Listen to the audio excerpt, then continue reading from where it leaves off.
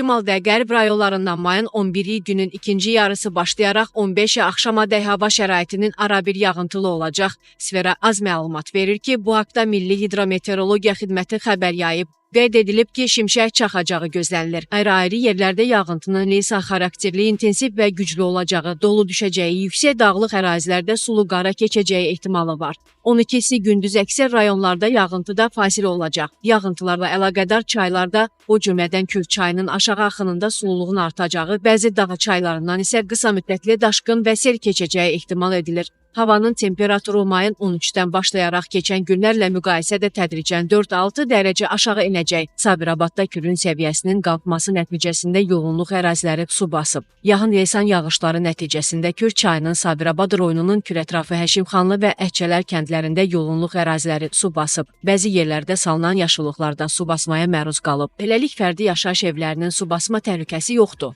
Vəziyyət bundan sonra yağan yağışlardan asılı olaraq dəyişə bilər.